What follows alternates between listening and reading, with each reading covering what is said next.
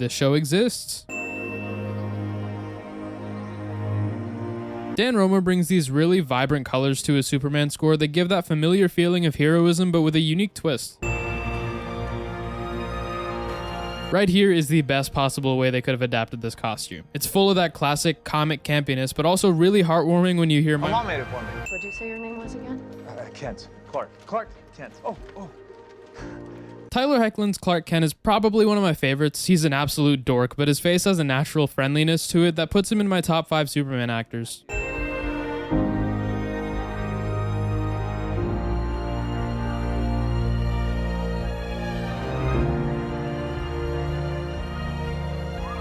Come on, 3 minutes in and you already had to make me cry.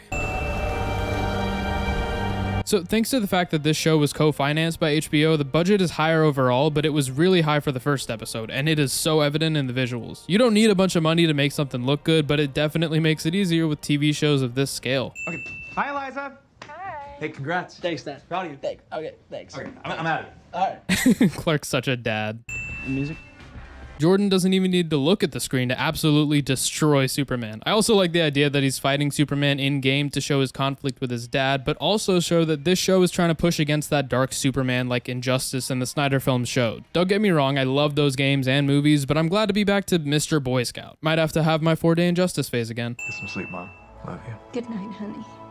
Night. The way this shot only appears when he says the last word he'll get to say to his mom. Somebody got to punch me in the face, Memo. Yeah, I should dress like some sort of human participation trophy. No, but you could watch like how-to basic video on style. I don't... Does Jonathan know what How To Basic is?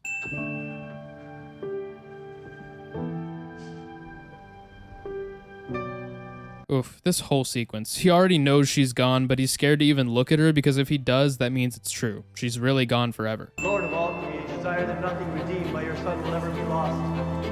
As we return to 2 montages in the span of 20 total minutes should feel rushed, but both are presented so well with shots of an empty Smallville and Dan Romer's sad but also dark score perfectly framing how the whole town felt the effect of Martha's death, but not more than Clark, who obviously feels it the most.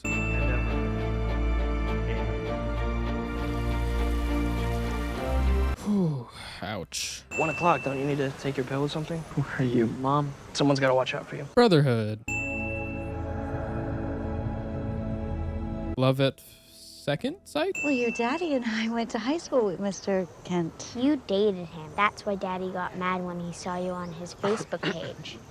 Kids hold nothing back. Okay, phone. Oh, no, not you. You. Jordan's got accidental game.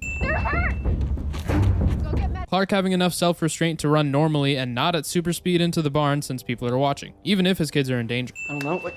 Just wanted her to know were you okay, all right? What is this? You sent a waving hand emoji? Okay, you know what? I take it back, Jordan does not have game. No one ever dreams about the problems, but every life has them. Even the extraordinary ones. This is why I love Superman, especially when bad Superman is becoming an actual trope now. Don't get me wrong, I love Invincible and The Boys, which I'll get to, don't worry. I feel like we often forget how human Clark Kent is. There is a powerful something out there that doesn't like Superman, but now is not a moment Clark can just take off. Such a good way of showing how long they've been together and how many bad guys Superman has faced in that time, with and without Lois. If you were in trouble, Martha would be there. She was like this town's Superman. Or Superwoman. Like mother, like son. Dad can't put up a Christmas tree without falling off the ladder. It's funny, but also kind of sad that Clark keeps up his clumsiness act even in front of his kids just to protect them. He can't even be Kal-El in front of them.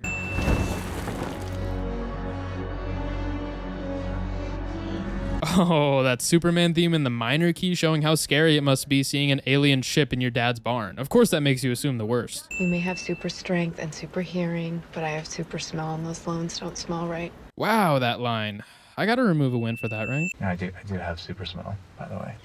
I'm giving the win back. Landed here in Smallville, right in those cornfields over there. I was sent here when my planet, Krypton, was destroyed. You can see how worried he is that his kids will alienate him. It's like that feeling he must have had as a kid, afraid of the world alienating him, but multiplied tenfold.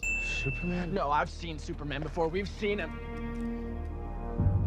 Ah, you haven't seen that now, have you? I think he's the reason we survived yesterday. What are you talking about? Go on, Dad. Go tell Superboy here why he's really so perfect. No, that one's Connor Kent. You may have been sent here to be some hero, but you sure as hell weren't sent here to be a father. Oof, I don't know if I could take my future kid saying that to me. Feels like it's my fault that this is all falling apart. Your life falling apart doesn't mean you're special. It means you're human. I love that she doesn't lie to him and say it's not his fault, because, I mean, it is, but he didn't really have any choice. We're gonna be all right. Okay? Reassurance. Steele's theme playing before we even see him. I'm just glad that you made it. You promised me trouble. Well, I will definitely do my best. I take back my take back. Jordan might have game. Glad this show is giving Snyder some love with that slow-mo, and it honestly feels like the ideal Superman for that reason. Bit of a side tangent, but I think this is the perfect modern Superman. It's realistic, but not brooding like Snyder took it, while still being a bit idealistic and campy like Donner went for, and seemingly what Gunn's doing too. Don't let me down, James Gunn. He's a firefighter, and being a firefighter here, you see all the really bad stuff. Like parents cooking meth and the whole house catching on fire with their kids inside. I didn't think the show would go there, but I'm glad it did. What are you doing? What? Hey! She 100% kissed him back, so that question seemed more geared towards herself. Ooh, super cake.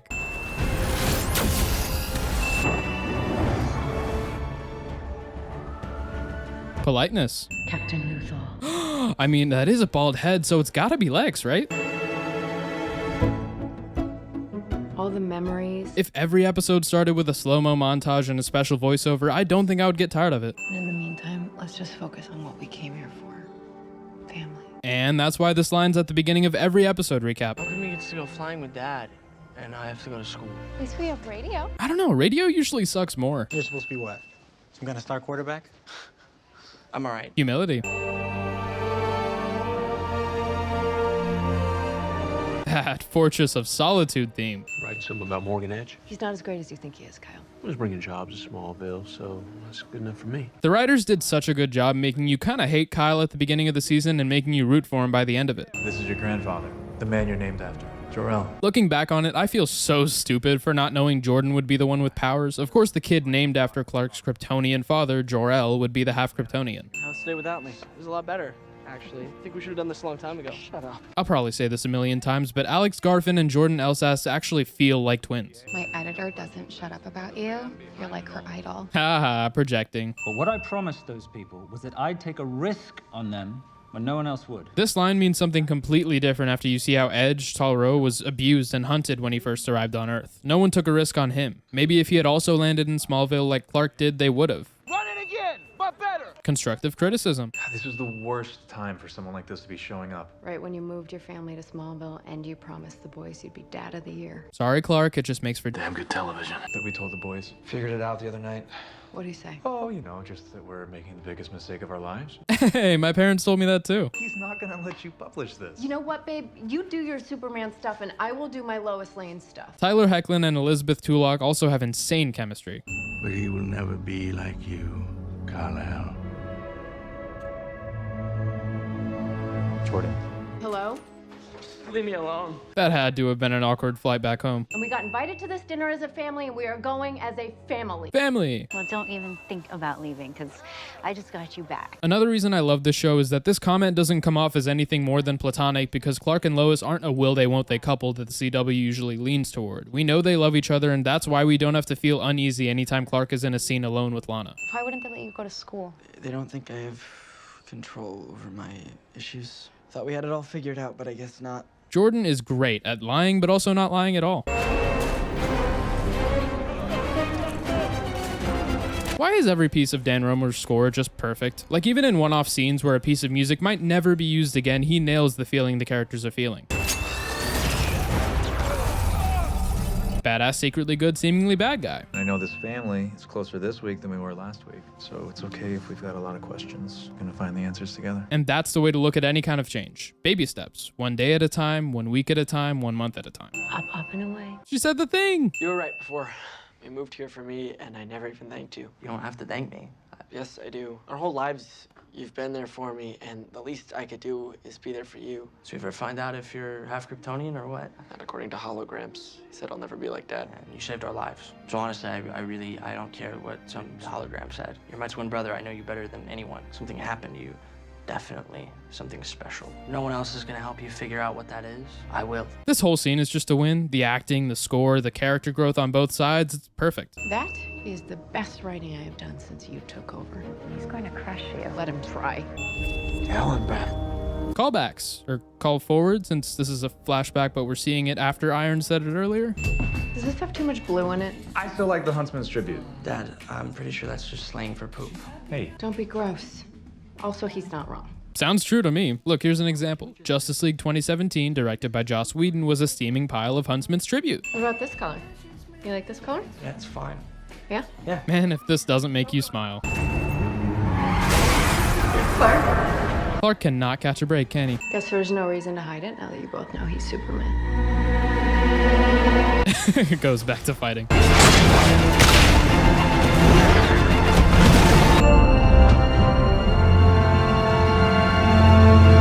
He should be glad it wasn't the Huntsman's tribute. What's the most embarrassing thing you've ever heard? Nope, not appropriate. Be honest, was there nudity involved? Asking the right questions. Everything all right? Not according to my mom. It's fine. It's just some dumb family drama stuff. Family again. Nice try. Jonathan walks exactly like my dad. Do you remember the first time I caught you listening in on me? How could I forget?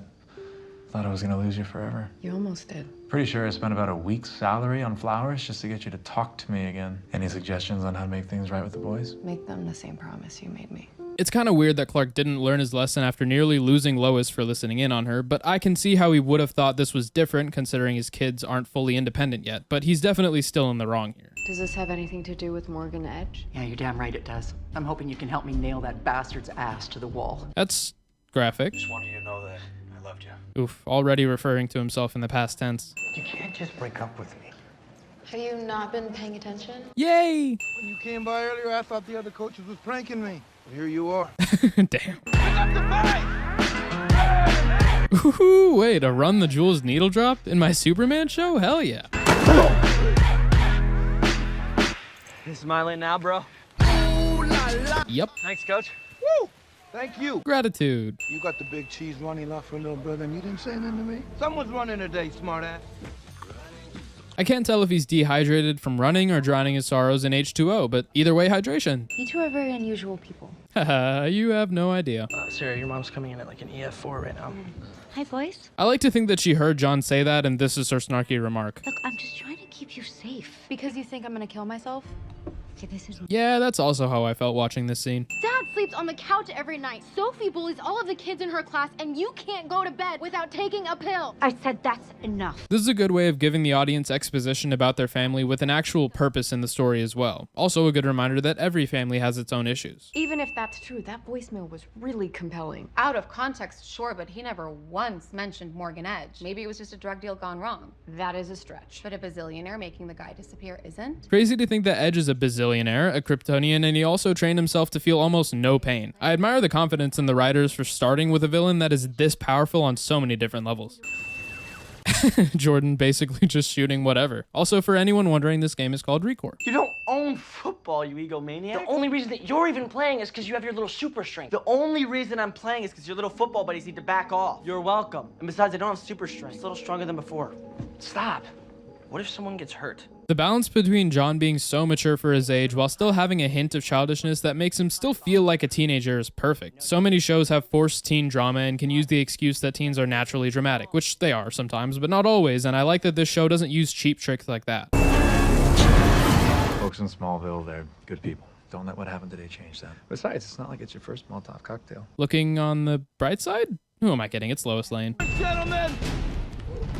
Such a smart move to use these war drums to step up the intensity a bit from the marching band snare drums that the other football scenes had. Nothing screams America like those snares. Shouldn't have kissed Sarah. It wasn't cool. Apologize. Look at that, Jordan learning from John. Your powers are not something to be taken lightly, Jordan. Yeah, well, I barely have any, remember? That's what Grandpappy told us at Elsa's Ice Castle. That's not funny. Okay, but it was kind of funny. Would you please sit down and have dinner with the rest of us? Nope. Sarah's voice sounds so much like Billie Eilish with that nope, and Billy's obviously a win. Brutal. That won't help you. No, but he will.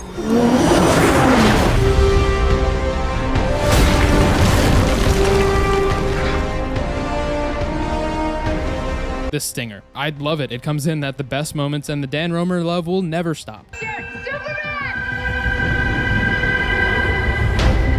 If you didn't also have the biggest grin on your face, you're a liar. Look, I promise I won't get in the way. I'll do whatever job you need. Not to mention he'll work for free. You should have started with that, kid. He's such an archetype, but Danny Watley plays him so over the top that you can't help but love him. Do you need any help, Mr. Kent? Yes, sir. Oh, great. Hey, Coach gave me a jacket and I bought a hat. Another cool thing about Hecklin's Clark is that you can tell what he's faking and what he's genuine about. So it's not like all of his Clark persona is an act, struggling to lift a cooler, faking, but the joy of getting that hat is definitely real. Pretend like you need my help with this, all right? Yeah. Ow! Too much? A little too big? And the fact that he asks if it's too big of a performance the way an actor would ask a director. Well, how's Lar gonna take care of it? Answering a question swiftly and professionally. Ready? Convincing you more and more that Edge is just a generic badass gazillionaire villain who wants his power and money before showing his depth later on in the season. She's an employee of mine. Yes, sir. Then I insist she join us for dinner. And the Mr. Steal Your Girl energy is off the charts. Kent! Yes, Coach! No, not you. The other one. George Stack! Really wish Clark would have run up after he said the other one. Can you tell I'd just be the worst writer ever?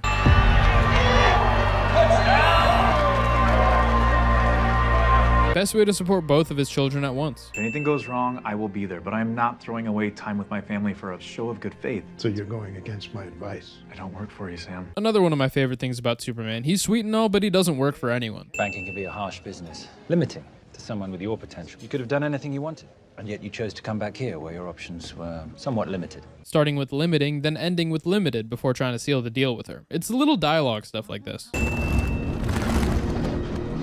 What is happening to me? No subtlety with that reference to the Flash, and I love it. I mean, seriously. What's happening to me? Confront him after he sent a guy to attack you? If you wait, I can go with you. No, I got it. You have practice. I can handle myself. Clark's still worrying about his wife, as he should, but also trusting her because they've been through stuff like this for the past 20 years, and he's learned to trust her. Whatever could you be insinuating? Look, I'm kind of bored with the whole faux British accent, billionaire to con job. I can assure you my accent is genuine. I was Oh raised my God, in the who cares? Probably my favorite exchange between the two of them all season. Confirmed prisoner, Kilgrave, Thaddeus R. Bishop, something's wrong. Ooh, building the tension on both sides. All in favor of granting Edge Intercorp exclusive rights to the Schuster mines? All opposed? Nay. Standing for what you believe in. When we started dating, I knew what I was getting into, and I don't get mad about you missing date nights or anniversaries because of some idiot with a nuke. But lately, it feels like I'm really far down on your list of priorities. Very few pieces of superhero media can actually make this situation work as well as this show does. Usually you see this with characters like Amber from Invincible complaining about him not being there, and it comes off ignorant. But here they do a good job of putting you in her situation and making you understand how unimportant you'd feel, and how you feel terrible for thinking that way because you know what comes with the job. That's what I thought season 2 of Invincible did so well with Amber, and what Superman and Lois does from the very start. Showing me the courtesy of doing your job. It's more of a call to responsibility. Something you and I have in common. So since I'm here, how about we figure this out together? Friendly confrontation. Clark in the city comes back to visit, and he's a whole new guy. Confident, stands up straight, razor sharp. It didn't take long for me to figure it out. It was you. This sentiment is just so cute because you can interpret part of Clark's lack of confidence in his 20s as something he wasn't completely faking, and that the confidence he showed as Superman is the same as how anyone would feel more comfortable in their own skin when they wear a mask or something. But Lois helped with that, made him more confident, and helped him so that the awkwardness is now truly an act 90% of the time. Clark powering through the most difficult situations with love is probably the most Superman thing ever, and I will never say it's corny even if it kind of should be. Wait, there's a special school for kids with powers? It's pretty cool. No, it's not. How many of these kids are there? Jordan's insecurity shining through again, and it hurts to see a little. Be so kind. Edge letting Lar punch the wall instead of him, not only to preserve the secret to the audience, but also to show how he doesn't want to get his own hands dirty until he has to. Such a good piece of score that's playful and heartfelt without being too cartoony, and I will not forgive Spider-Man Lotus for blatantly stealing it. Your dad's not Superman just because he has powers, you know. Oh, thanks, baby. Aww. Want to go together? Like from beginning to end? Valid question. Like, what if she said together but got there late, then left early? Oh, wait, she did. That didn't sound good. It's great if you consider getting dumped by your girlfriend of over a year the night you're supposed to see her. Great. John handling a breakup from that long of a relationship like a champ. They always make sure to stay consistent with his maturity, and I gotta commend that. Was thinking we'd make this the home office of the world's most famous journalist. But these are all your mom's things. Yeah, I know, but it's what she would have wanted. Okay. Another way they show how much these two understand each other is that whenever one of them makes an important decision, there's no doubt, no are you sure moment. Wherever Lois Lane goes, Superman follows. Just realized Wale Parks could have killed it if he was actually Luthor, because he's just great, but I'm also glad we got a live-action John Irons, especially one this good. You sure you want to wear that to the Harvest Fest, honey? You know, Lana's gonna be there. Aw, what a sweet way of saying the fit sucks. I don't know why I expected anything less than a Will Smith slap. It's a younger Clark, of course he wouldn't just catch the bullet. First breakups are rough. Pretty much crawled into an REO Speedwagon rabbit hole. Speedwagon? Never mind. Perfect representation of the disappointment a dad feels when people don't know a band they usually listen to. And it's okay, it happens. She might wake up and remember how incredible you are. And if she doesn't, then it's her loss. Thanks for your Cosmo Girl opinion, but honestly, I just want to be left alone right now. Fair enough, sheer optimism isn't always the move. Kyle saw Derek Powell at the center as the fire trucks arrived. Well, that's 50 Shades of Suspicious. Lines like this feel so out of left field, and here's a win for keeping me on my toes. You and Derek wouldn't be sharing a phone plan by any chance. It's the only way anyone can afford it these days. Why do you ask? I just wanted to vent. Wow, those phone companies are such crooks, right? Chrissy's starting to learn how to Lois Lane. Mind if I leave early to meet up with Sarah at Harvest Fest? Any chance this meetup is like a date? I don't know, maybe. Yeah. Yeah? Yes. Yeah? Yeah! Okay. Clark trying to seem skeptical or confrontational at first just to know if his boys got game or not, and then celebrate when he finds out he does. How can anyone not love this guy? I'm not like you, and I'm not like Superboy over there, okay? In this town, it is my kryptonite. I hate it. John trying to frame it in a way he thinks his dad would understand better because he doesn't believe his dad, Superman, would get it. But of course he does. Clark Kent gets it. John just feels alienated, funnily enough, because he doesn't have powers. Dad understood. He knew I was sent here for a reason. Your father and I both knew you were sent here for a reason. Well, I'm pretty sure that reason wasn't to be Martha Kent's son. Oof, wow. I see where Jordan gets it now. Hey, sit down for just a minute. Hey, you remember that song I used to sing when you were a little girl? Stop! Ugh, that look. She knows it's a trap as soon as he asks her to sit, and it ends up being one. And for anyone who feels how accurate the scene is on an emotional level, I am so sorry. Great scene transition, just not what I expected to see. You have no idea what real problems are like. Sarah, we were just kidding. I'm sorry. Save it, have fun. Talk to you later. Move. Jordan, hey, Jordan, what? Look, hey, What? Jordan. Look, I'm sorry, man. I didn't mean to ruin your night like that. I'm sorry. John coming to his senses a bit and acknowledging his mistakes even when he's drunk. Kyle's here. This track goes so damn hard, I love it. Where'd they go? Flight algorithm suggests a 5-mile circumference, and we'll intersect in 23 seconds. Props to John Irons for being patient with this AI that speaks excruciatingly slow in tense situations. Brutal. Did he just heat vision himself out of existence? Everyone in Smallville can remember her sitting right here. Her spirit remains, and she will be right here for whoever needs her. Again, the way this show just makes the tears sneak up on you is so annoying. I'm not ready for when I eventually get to the show's finale. It feels like they were just born. It's easy for you to say you didn't have to go through 27 hours of labor. That's true. Respecting your wife. Everything except she married someone else. Come back to me. I always did. I can't imagine watching this for the first time again thinking, what? Lois got with Luthor on another Earth? Reminds me of when I heard Snyder wanted to make her have a baby with Bruce Wayne eventually. I honestly really like parts of his DC movies, but I think even Snyder cultists can agree that's a terrible idea. Nothing quite like walking home late at night from a fun conversation with your friends. Oh my god.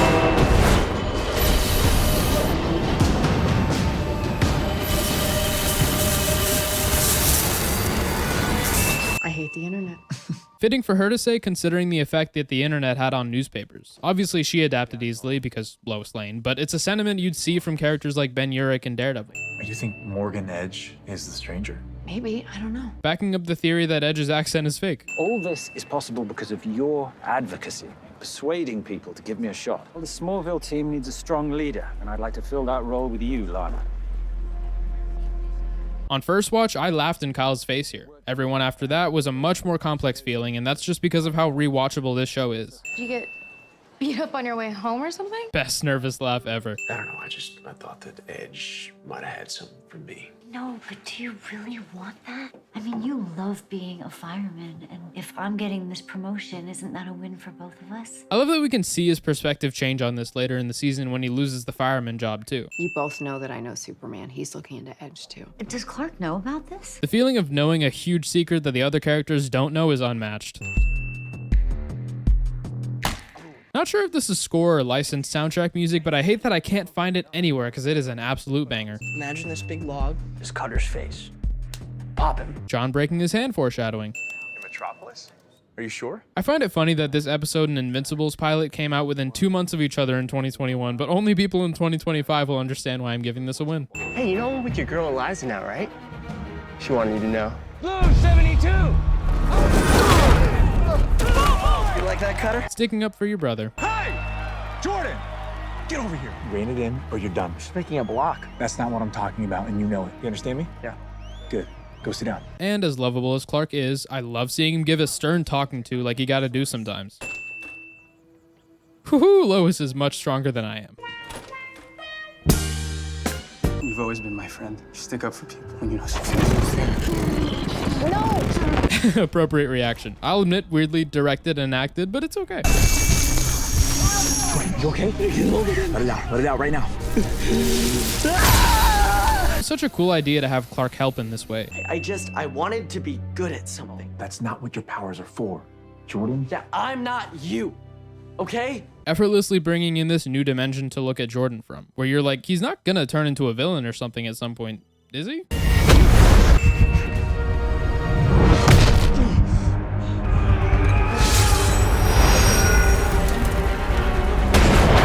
Stand down. Hell yes. Perfect way to characterize Clark versus his two children. He has the powers and the maturity and restraint to know when and how to use them, while Jordan has powers and no restraint, and John has restraint, even really heroic and selfless tendencies, but no powers. They did such a perfect job making these two feel like the children of Clark Kent, but not making their characters as one note as the emotional one and the mature for his age one. Both are much more complex than that, but I figured now would be a good time to show how much each character just feels right. I told you, your powers come with responsibility, and I need you to get that. Say that again? I can still hear his bone snapping. He's my brother, and I did that to him. A special kind of guilt that's unparalleled, and Garfin does a great job portraying it. Jordan. The different little ways he uses his powers are always so fun to watch. I think we should tell the boys what's going on. The whole point of moving to Smallville was to give them a shot at a normal life, not terrify them. Doesn't feel fair to give them one more thing to worry about. I think they can handle this. I still think that we need to know more about what we're dealing with, and then we can discuss it. Okay. Look at these two having a disagreement and dealing with it like adults. Just some really great sound design here. Hello, guy who is not Marcus Bridgewater. How about you come inside and we talk about it? Yeah, that's a hard pass on me entering your creeper mobile. That's unfair. Pretty hurtful. Aw, it's totally fair and justifiably hurtful, but he almost convinces me otherwise.